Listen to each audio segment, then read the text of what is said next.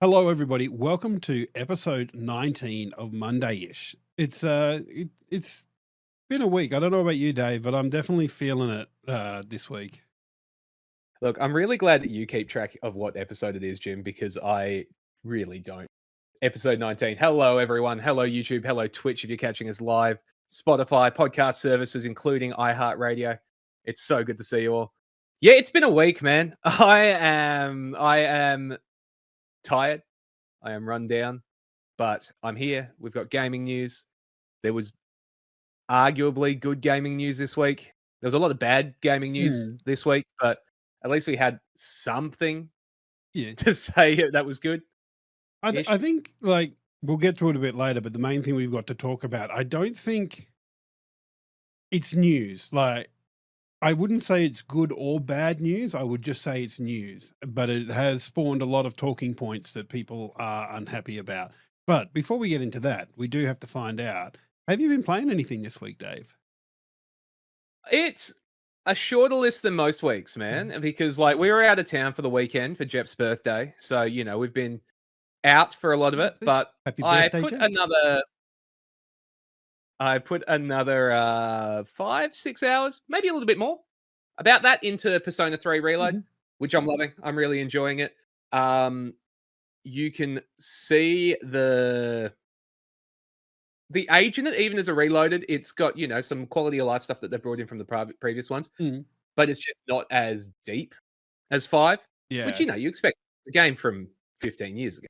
Mhm. But yeah, there's definitely, I'm really enjoying it. I'm having a lot of fun. Otherwise, Slay the Spire, World of Warcraft, the standard ones that pop up all the time. How about yourself, man? I've been playing a bit, but I just want to say, like, I find it interesting as well. Like, when you get games where, like, they're prequels to the game, and all of a sudden they have more in advanced systems than the previous games that are supposedly ahead of them. It's weird when all of a sudden the the game that's number one instead of number zero is less technically complex than the prequel type thing. Absolutely. Yeah. No, 100%. But And like we said, it's the same when you've got the remakes that you go back to what it used to be. Like, yeah, it's prettier, but you've still got the same systems. You go, yeah, you're just missing something here. yeah. Well, speaking of that, one of the games I've been playing, because there was a second one I booted up last, so I've got two to talk about this week. But one is, Hell, of course, the Star Fox remake. And I can confirm from our episode before, like that we did talking about when Star Fox got announced, I am definitely the problem because I've only done one run through of it, and um, it's the same. It looks nicer. I can't even really say it plays a bit better because I think it still plays about the same, but it looks really nice, and it is nice playing it on the Switch 2 screen with the really cool looking graphics and how good that screen looks. I haven't actually played it on the TV yet. I've only played it in handheld mode, but it's fun. It is exactly the game that I loved in from the Nintendo 64. I haven't done any of the challenges yet, so there is the challenge missions, and I haven't done any of the online. So I feel like online in particular and the multiplayer stuff is where it's going to probably come into its own a little bit more because being able to play online with this instead of doing the multiplayer, you know, just locally, I think that's gonna make that a lot better, and the different modes, like, because I think in the original 64 version, it just kinda had a deathmatchy type version, um, mm, but this one has, like, capture zones and things like that. So I think there's more to it than just the game before, but it's still it's the same game. Even gets to the end and, like, I went the top route, so that's, like, the harder route, and, you get the true ending, and even that was, like, at the end, you still fight Andross's brain and his eyeballs, and, yeah, it still feels the same. Like, I still have as much trouble with that fight because you gotta get behind the brain and shoot at it, and as soon as you send one shot at it, it disappears and respawns somewhere on the map, and yeah. yeah, But love it. that's just a general thing with that. But look, it like I said, it still looks really nice, and it's a great graphical upgrade, um, but it's also the same game that I've played before. But Yeah, look, it definitely looks pretty. It looks pretty. I've sort of seen some streamers playing it, watching it a little bit. Um, and yeah, it looks pretty, but I definitely can't justify picking it up for full price. You know what I mean? Like looking at them like, yeah, it's the same game. well, at least it's not full Switch 2 game price because I managed to get it to I think $79. Someone was doing it for $79, so price matched at EB Games. So that's reasonable, but it's still expensive for a game that I've played a lot before, and like it's even a little bit worse at the moment because over the weekend, Supernova was in Perth and Pixel Expo had a stand there, and they had a lot of old video games there. So I've pulled out my Nintendo 64 and lent it to them with Star Fox or Lilac Wars, as it was called Love here. that. And yeah, and it was cool. But playing it, it just emphasizes how much that the levels are still the same games. I did kind of hope that because the challenges, you don't have to go like anybody who's played Star Fox before knows that they've got a medal system. So you get a certain amount of kills on a level, you get a medal. To unlock Mm, the expert mode on it, you've got to get all the medals on all the levels. Um, mhm. but to get to the levels to play them again, you've got to start from the beginning and choose the right path and go Uh, through it. Um, yeah, yeah, 100%. yeah, and I kind of thought that maybe once you'd unlock the levels, you might be able to just choose the one to go into and get the medal. But no, you've still got to Nah, get the medal keep dreaming. the good old way. But that said, like I said, On the bright side, a lot of the late levels are easy to get. Like a lot of the oh later yeah. levels were easy to get the medal compared to some of the earlier ones. So at least that helps. But yeah, that is still frustrating. And it doesn't take super long for a playthrough either, like maybe half an Mm, hour. Like it's yeah, not a hard thing to do, it's just an annoying thing. Uh, um, 100%. but the second game I'm playing, I booted it up last week because I hadn't played it for a while, and I hadn't gotten around to finish it when it came out, but Ball X Pit. I don't know if you Oh, saw yeah, that. sick. Yeah, Yeah, yeah, yeah. and I'm having so much fun with it. It's just such a good fun game. It's like a cross between a bullet hell and an arachnoid. I can't remember where you bounce the balls back at Breakout. enemies. Yeah, breakout, something like that. Yeah. Um, but it's just good fun, and like you get different hero characters that have different abilities. Like, um, Yeah. I unlocked one where because like the idea is that the balls will bounce around all around the screen until they come back down to the bottom. But one they just always go to the back, so you shoot them out, and it they will always just keep bouncing until they get to the end of the screen, and then they'll despawn, and you can fire them again. Um, Oh, yeah. and that was pretty cool. But a mechanic that I unlocked when I was playing it before was where you can have two hero characters out at the same time. So I'd combine that with one that shoots all the balls at the same time in like this arc spray.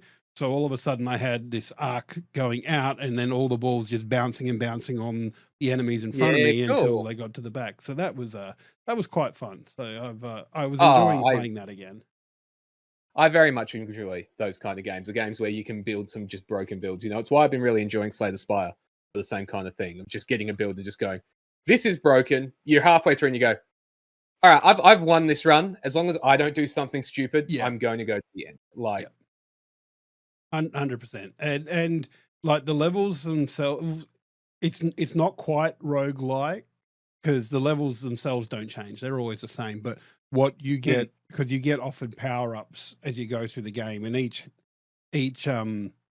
hero will have a specialty ball. So like one is like a vampiric ball. When it hits, there's a chance that it heals you, and another one mm, is like an area effect earth ball. So it hits and or there's lightning that has like chain damage as well, so another AoE type effect. And so you level them up, and then as you go through, you can merge them with other balls, or you can get an evolution of them. And it's quite an in-depth system for such a simple sounding game.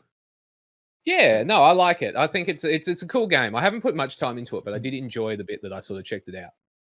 It's very, I And think it's very, one thing I did like, because I remember I played the hell out of the demo. So if you play the demo and then buy the game, your demo progress is over. or transfers. I love that over. that's becoming a common thing. I Hmm. love that that's becoming common, like all these sort of RPGs and that are starting to do it as well. Yeah. So, to try the game out and go, cool, yeah, I like it. And I don't have to go back and play that bit again. Yeah. So, no, very cool. I remember Hyrule Warriors Age of Calamity did that. So like there was a demo that had a few levels on it, and then if you went and bought the game, then it would just continue on, which is like it's a really cool feature because you don't want players getting bored with your game before No. they've even started playing it. No, 100%. Absolutely. And it's things like a lot of the demos now being sort of the start of the game is really nice as well because it gives you a real chance to see, am I interested in this game? And then just pick up where you go. Like Pragmata did it, I'm pretty sure. And a few others that I've seen that I haven't followed through with it, so I won't say it with confidence. But yeah, there's definitely that bit of it. Yeah, no, it's definitely an appreciated game mechanic. So let's get on to the main topic. I was trying to think of like a nice fancy segue to get through on that, but it was my brain just did not happen there. But over the last week, in fact, I think it was a couple of days after the last episode came out, there was some big GTA 6 news about the pricing for that. And like I said, it's not good or bad news. It's just news to me, but a lot of people have taken it as bad news. Yeah, I'm pretty sure this news came out the night that we did the last recording. So it's been actually like a perfect week because I'm pretty sure we did the recording.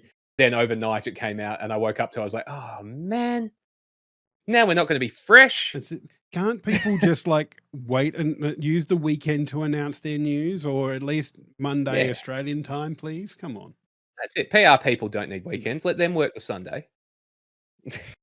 That's it. But no. Yeah. We have, Jim, and you'll get into the story a bit more, but we have a price and some details on GTA 6. Yes. That is probably the biggest news in gaming out there. Yep. And we're going to talk in Australian dollars because we're Australian, so it makes sense for us. But the standard version of GTA 6 is going to be $130 with the deluxe edition where you get access to a whole heap of different skins. And I think it's just cosmetic stuff. So I don't think there might have been a couple of... there's a few shops in the game that you won't be able to access without it. Yeah, but the shop exists and you can't go into it. From what I was reading, though, that's the way the game delivers those items for the digital shop. So it's not... But it feels different to me if you see it on the map. Yeah, well, that's the bit I'm more concerned about because like it's an extra... Well, I can't remember if I just announced the price because my short-term memory is... You did. But, you said it. Yeah, but like 130 for standard and 160 for the deluxe edition. So, then the deluxe edition opens up these shops. But for me, it kind of speaks to a more aggressive monetization model for me because the fact that they've done it this way rather than sending it in-game mail, it says to me that there will be some sort of in-game shop unlock where you can buy with real money access to those later on down the track, or maybe you can buy access to a single shop later on down the track, or maybe they will do it and release more stuff and say, oh, here's this exclusive shop where you can get exclusive looking things and you'll have to pay this much money to get to it. And that concerns me. And yes, Jeff, like shops in the game. So clothing stores, there's a couple of car shops, so like car painters and car modifications that you won't be able to go into. To me, it really depends on whether it shows up on the map, Jim. Like if they just exist but you don't know about it without the deluxe, whatever. I guarantee you'll be a little grey icon of the shop icon going like, oh, you don't have access to this one. Pay us $50 and we'll give it to you. Yeah, and that's what I think is going to happen. I think like even if you don't buy the deluxe, and my concern is it'll be fairly intrusive. So like if you rock up to this shop, or even if you get near, it'll say, oh, here's this shop you can't access. You can pay this much money to get to it. And, I've seen it done different ways. And this wasn't like you had to pay for it. This was because I hadn't finished downloading the game. The Yakuza series did something where there were shops and they were on your map. And when you rocked up to them, it was just an invisible wall which said, download the game to access this kind of thing. I'm Hmm. like, I can just see that happening.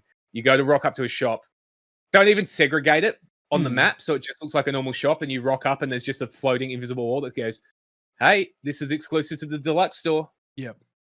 Yeah. That's gonna be sucky. And I don't even mind that part of it so much, but to me, it kind of because like there's stuff that get locked behind various things, and yes, granted, it's usually not a paywall, but it's the idea that these shops exist like this, and that at a later date they could open up more shops. Because like if people have the deluxe edition and they've already got access to all these stuff, and I think like reading just going over some articles again, there's things like ride out custom, so special cosmetics for car styling, different hairstyles that you can make for your two characters, um, clothes, There was a car mod, tattoos. wasn't there? It says off-road mods for vehicles and more customization. So See, that's yeah, pretty big. Like, yeah. off-road mods does affect what cars you can use in certain races and things like that. Mm, Uh, the big one for me, and it's a little bit different because, you know, completionist and all that kind of stuff. Um, an icon on the map that just sits there. Like, I like to go through when I finish a GTA or when I finish those kind of games and go through and buy all the outfits and all the kind of things. There's just going to be an icon sitting there that I'll go to. Like, if it's not clear from the map that I can't get into it, I'm going to drive to it.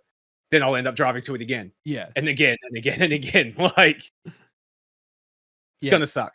yeah. And I think Jeppy's asking how many more shops you get access to. I think it's like 5. So that those things I just listed off, I think like it's um yeah, I think it's about 5 different shops that you get access to with So, the deluxe version. though that depends on whether they're shops or chains, you know, because Yeah. a lot of the GTA shops are chains. Mm. So it may be 5 shops, but across 10 locations or something. We really don't know yet. Yeah, I don't love it. Like, yeah, it's Mm. just cosmetics, but the fact that the cosmetics are out in the world is a bit annoying, Yeah. especially if it lets you in. Because the scummiest way would be let you in, let you try it on, and then go, Yeah. give me money. That's it. And especially considering the GTA 6 is a single player only game. So this doesn't contain any GTA Online stuff. So the money that you're paying is just for the single player game. Hmm. And Yeah, that's an interesting one, actually. I think that's bigger news than a lot of this, you know, is that they're saying that GTA 6 is a single player experience. What that means is GTA Online is going to be a standalone experience as well, you would think. well, But clearly that means it that still kind of is. Like I'm not sure. Like, hang on, let me Google it because like I have GTA 5 that I got when it was free on Epic, and I played a couple of hours off, and I went, yeah, I'm yeah, not that interested in this, and put it down. So I have no idea if GTA Online. Uh, it's bundled in. It's part yeah, of GTA 5. okay, Which clearly they'll spin that out. But the big one for me is that means that we go from one sort of month of no game wanting to release so that they're not competing with GTA to whenever they go, you know what, we're going to drop GTA Online in 3 months. Any game coming out that time is stuff, oh aren't they? yeah. Sorry, I'm But yeah, just the gap is big. doing a quick You read. just open GTA 5 now. Yeah. Okay, so it does look like you need GTA 5 to play GTA Yeah, Online. Yeah. 100%. That's how you get access to it. You have to buy 5. It's why it's the best-selling game all the time is Yeah. that people aren't buying it for GTA 5. Yeah. What's the old joke? Like, the PlayStation 2 had like 3 GTAs and GTA 5 have had 3 PlayStations. Yep, pretty much. It's just ongoing. And, Mhm. you know, really, if we think about the next one, GTA 5 will be there. That's what we're saying, Jep, is that it's going to be a standalone. GTA 6 is a single player only, which means GTA 6 Online or probably just GTA Online will come later. Yeah. Yeah. That's 100% what's gonna happen. But and I think there's some justifiable um misgivings about the pricing and the pricing model that they're going for here. Because like the Take-Two Interactive, who are the parent company of Rockstar, who make the Grand Theft Auto series. He's on the record as saying that he thinks that you gamers should be charged per hour of play rather than just buying the game outright. Yeah, it's an interesting one because he just talks a lot. He really just talks a lot. Look, and I'm sure he's not the only person that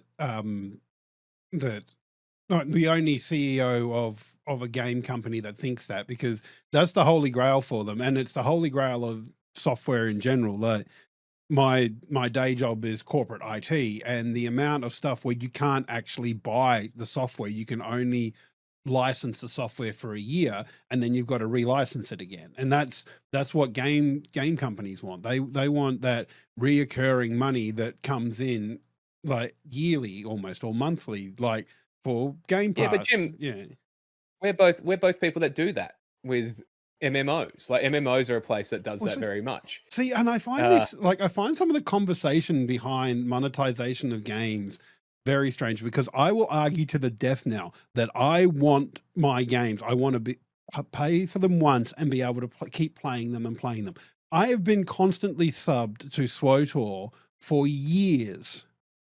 Like they get hundreds of dollars a year out of me to play that game. And but if you're getting your money's worth, it's worth it. You know, like look, I'm playing. I'm playing it a lot. I never subscribed to. Oh, sorry. You go on, Dave. Sorry. You're all good, mate. This is terrible. How dare we? We're just unprofessional. I know. It's almost like we're not in the same room doing this or something. I know, right? It's going to be weird to do that. I don't, I don't stand by the thing of like, oh, a game, $1 an hour or something like that. Like, I'll happily pay a bit more. But it's just like, yeah, if you can do your own math and figure out whether you think, the math is mathing, eloquent to that. But yeah, it's and it is it's a strange thing, and I think that there was a friend of mine that I was quite close with a few years ago. He had this idea for a business model for a game store like Steam, where instead of like you would, it was similar to that, where you paid per time that you played, but basically the developers went, I think my game is 30 hours long. And so the way that this storefront worked was that you would take the game price, divide it by that 30 hours, and then someone might come in and play it, but they only played for an hour or two, decided it wasn't for them, so they paid that little bit there. But eventually you played those hours and you would own the game type thing. Yeah. So it wasn't an ongoing thing, but it was a chance for people, basically a paid demo almost, to let people decide if they liked it or not. Now, I like that from an indie point of view, because funding is always a problem for indie games. But when we're talking something like GTA, that's a huge game. It's going to sell huge numbers. There is no, like, there's no benefit to them. No, that's it. Then the only reason they want that reoccurring spending is why GTA Online has its subscription service now. Because they've gone, oh, well, how can we get more money out of people? Cool, we charge them monthly instead. And you kind of touch on something there that's probably worth pointing about when we talk about the GTA news, not the Baldur's Gate news. The Baldur's Gate, it's a great game. GTA 6, if you buy it on PlayStation, and I'm pretty sure it's the same on Xbox, you get a month to subscribe to GTA Plus, which that's a subscription service. It gets you money for online. It gets you a few things like that. It's not required to play online, but it like gives benefit. It automatically sets up monthly recurring billing if you buy GTA 6. For an online game that's not part of the multiplayer part of like GTA 6 has no multiplayer. That exactly. blows my mind. And to me, I'm like, sure, give a month free, but the recurring subscription is Yeah. rough. But it's like the week free membership at the gym, and then you just can't get out of the contract, so you just keep Have you ever subbing tried to to the gym. cancel a gym membership, Jim? It Yes. sucks. Mhm. It is so difficult. I was like moving away, and even then I had to Yeah. fight. And you know what? Even it's worse now because most gyms have gone to this, like the 24-hour gyms. And this is completely off topic for a gaming podcast because, you know, It's but gaming and lifestyle yeah, podcast. that's it. But like the 24-hour gyms only have people there like 2 hours in the morning and 2 hours in the afternoon. So if you can't get there to talk to somebody, it's really, really hard to cancel your membership. Yeah. And yeah, chat, you can sort of see in the live chat and what they're saying is like GTA 6 starting to sound healthily scammy. It's making me want GTA less and less. The fact of the matter is, GTA 6 will likely be the best selling game, like the fastest selling game in history. Mm. That's kind of a given. People are going to buy it. There are so many people that are not gamers. Yeah. You know, these are people that play one game every 5 years. Someone that buys GTA 5 and plays it for 5 years. Yeah. Those people are going to buy GTA 6. They're going to shell out. They're going to buy a new console. Like, it's going to succeed. I'm more interested in the next game that takes the message away that people will pay 130 Australian dollars for a base game. Yeah. Because let's be honest, probably Microsoft, maybe Sony. I think probably Microsoft is the one that goes, oh, Well, I think GTA both of them. 6 I think both of them. I think they'll both look at Oh, that and go, they both will. yeah. No, you're 100% right. They both will. Remember, though, Microsoft tried to do it with Outer Worlds 2. Mm. Bad choice of game. They walked that one back very quickly when I think that pre-orders might have been non-existent. And we've got what? New saying, looks at Nintendo. Nintendo is actually less likely, I think, because they just don't put their games on sale. Yeah. You know, they aren't rushing to bump it up, ignoring Mario Kart, which is still a weird one. Especially Mario Kart 8. Sorta, like, that's, yeah. Well, actually, there was that weird bit with the Switch where the Wii U games, because the Wii U was the worst Nintendo selling console ever. So it's just like, you know what? People didn't play these games, so we're just going to port them to the Switch. And like me, who had a Wii U, is going, but I've played these games before. I want something new, please. And that's it. You know, I think, I'll be honest, I was never buying GTA 6 on release. Like, it's not a game that I buy on release. This just more pushes me to go, cool, I wait 12 months when the PC release comes out in 12 months or whatever it'll be, because, you know, that's going to come. The PlayStation version will go on sale. It'll be updated. It'll work. You know, all these games. I think GTA has a better chance of surviving, but you think about Cyberpunk on release versus Cyberpunk now. Yeah. And you pay less than a quarter of the price to get Cyberpunk now than what you did on release. And not just Cyberpunk, but Cyberpunk and like that Liberty City DLC as well. Yeah, 100%.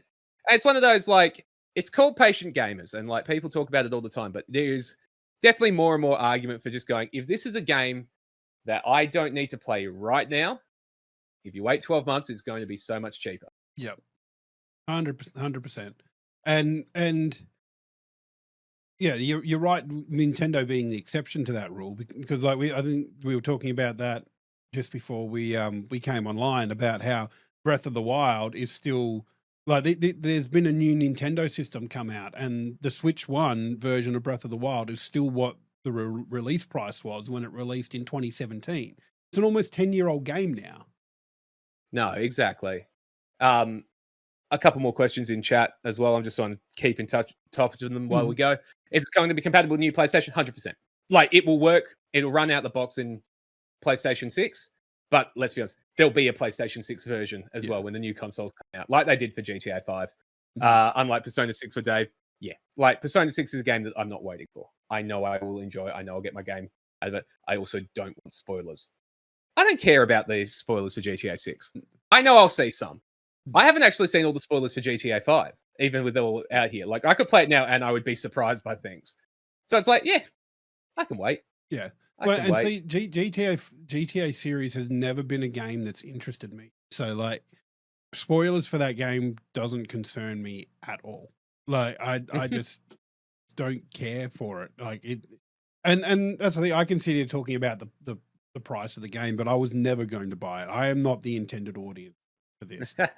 But Look, I do I want I might have bought it to. I might have bought it on release for 100. You know, like Mm, the old default game. I think we're up to 110 is like the default game yeah. for Australia now. But like still like that sort of price. I'm like, yeah, cool. The extra $20 is actually what makes me go, yeah, I can wait. Yeah. And these games do go on sale. Like, yeah, you know, you Mm, might be waiting a little bit, but the GTAs and stuff go on sale, and in the end, they go pretty deep. yeah. Yeah, well, that's it. And like you say, the thing that people want from these isn't necessarily the story of GTA 6, it's the online stuff. And Uh, if you wait and the online stuff comes out, you can get it for when it goes down to 20 or $30, you know? No, 100%, man. Absolutely. I did just see Jep calling out that her fantasy critic is going to go off because she has GTA 6. So if Jep finishes off the rest of her list, she could be in a very good spot for that. Interesting, though, is didn't someone counterpick GTA 6? Yeah, Zelstis did. Yeah, I was gonna say no, Friend of the channel, I Zelstis. counterpicked Wolverine, so that one's definitely not gonna work well for me. But yeah. Is Wolverine this year? I Yeah, can't remember. yeah, Did no, they it say was. that it was? Oh, Yeah, yeah, sick. at the last PlayStation showcase, it was this year, like September. It does look good. Um, I'll probably pick that one up in September yeah. because like they've impressed me the last year. Mhm. Um, so yeah, no, it's and you know because we're just piling on the GTA 6 news. Mm. There's no disc. Yes, that definitely annoys me.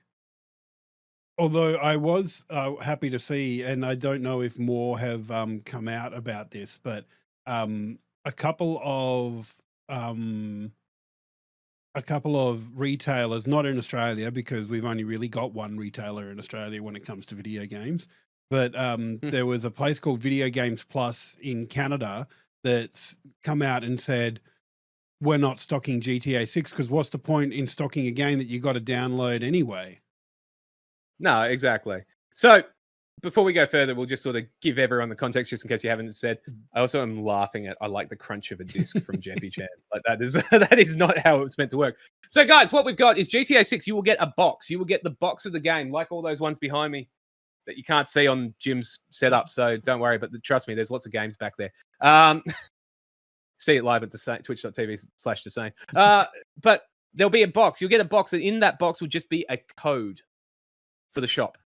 You'll just download. You just get to download the game. I hate that. Like, what is the point of getting a box, an empty box? It's like how PlayStation and that have been doing like steelbooks with no disc in it. Like, no. Yeah. That annoys the shit out of me. Like, because it's not, you get nothing in the box anymore. Like, there is no Yeah, no incentive. map. Yeah, No. no. As it's like I said, there was going through I lent a heap of my old consoles to Pixel for the weekend and Hmm. set in the retro gaming setup. And I was going through some of the old games, and you open up and you got the manual and you've got all this really cool stuff to look at. And then you go to all the newer games and there is nothing in there. There's not a manual. Everything's like an on disc or on cart manual. Hmm. And like there is absolutely no incentive to get the box anymore for No, GTA 6. exactly. Yeah. No, exactly. It's a shame, and you can understand why those shops in Canada and a few other shops around the world have said if they're actively trying to get rid of physical game sales, why would we sell it? Yeah. Like, it makes sense to me, really. Mm. One of the Video Games Plus that I spoke about in particular, they have a policy of not selling games that offer digital codes. So that's a Yeah. policy for that store. And I have no idea how big they are as a store, but yeah, that like good on them for saying that. Then there's also a place called Lootbox Gaming that said that I don't know where they are exactly, but they have also said that they're not going to be stocking GTA 6 because of the stance on code in a box. Yeah. It makes sense from a storefront perspective, if you're trying to maintain like physical game sales, you Mm. don't want to make this normal, because once people realize how easy it is to swap between games when they're all digital, you lose customers. Like, I used to be physical for everything. I used to do physical all the time. Then I started getting more and more games from PS Plus and all Mm. of that, and downloading games and that. Being able to swap on the fly is really easy. Yeah. So if there's nothing in the box to make it worth it, it becomes a harder sell. Mhm. Yeah, and it's there is one good thing I will say about this, and I feel I have to mention that because it's like the only shining light in the code in the box thing. But the game releases on the 20 something of November, but those Mm. codes and pre-downloading will be available like a week or two before. So you can go into the shop and buy the game, buy your game in inverted commas, and then go home and start the preload and then start playing it with everybody else. So it's not like you're going into a store and the box comes out on the day the game comes out, uh, um, and then you have to download it anyway. So depending on your internet and how big the freaking game is, might be a day or two behind everybody else playing it. So Yeah.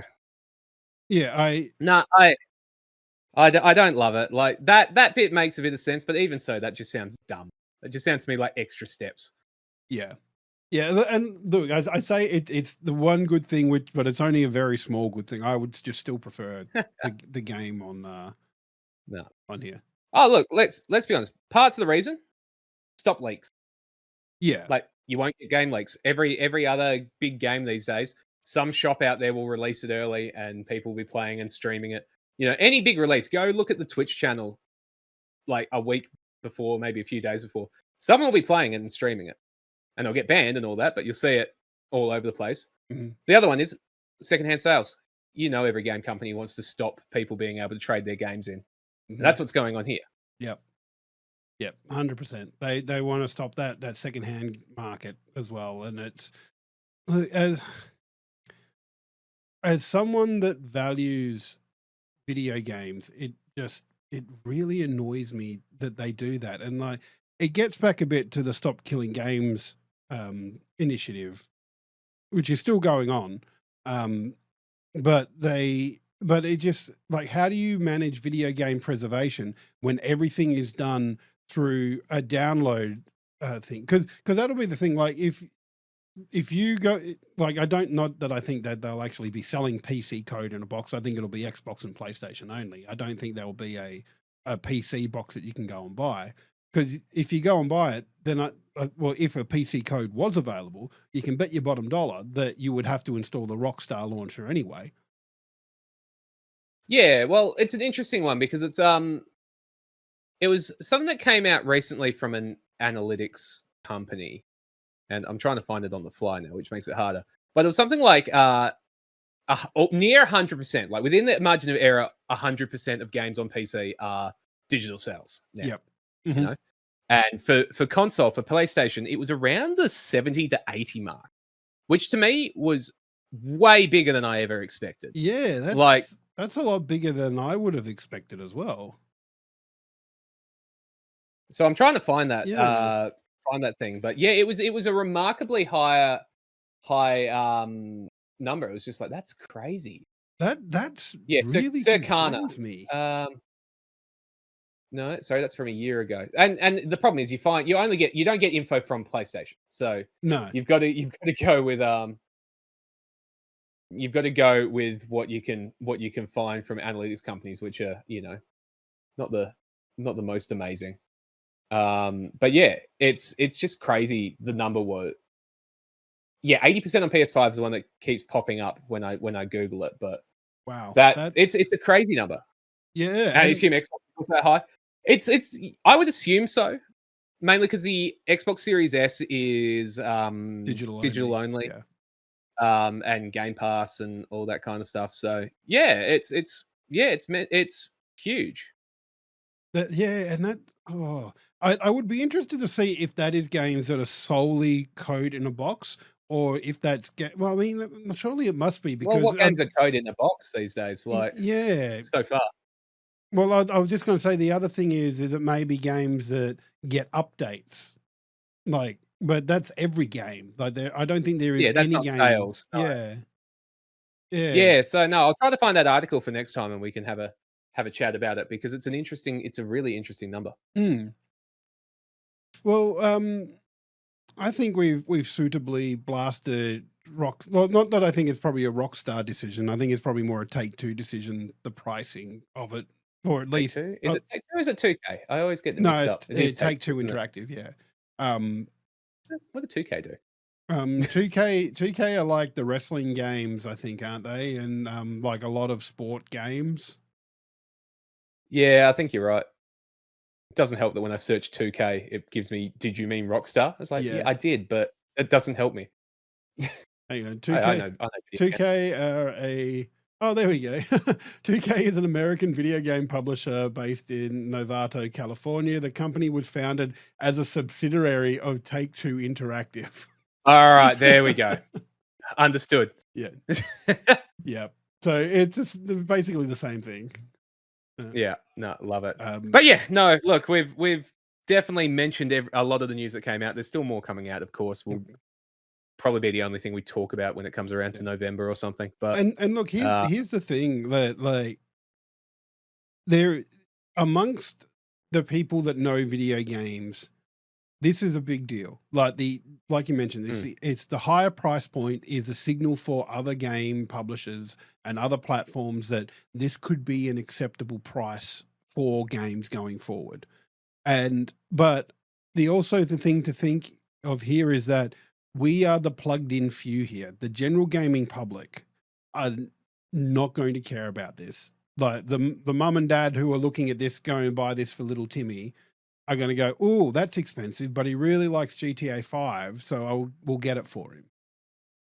Yeah. I mean, look, first thing is that little Jimmy should not be getting GTA 6. So we'll start with that bit. But it is one of those, yeah, you're right. It doesn't impact people too much when it's like up at 130.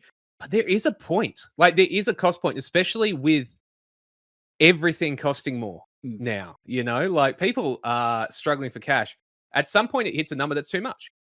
And it'll be interesting to see where that is. Because I would say, imagine if Fable was coming out.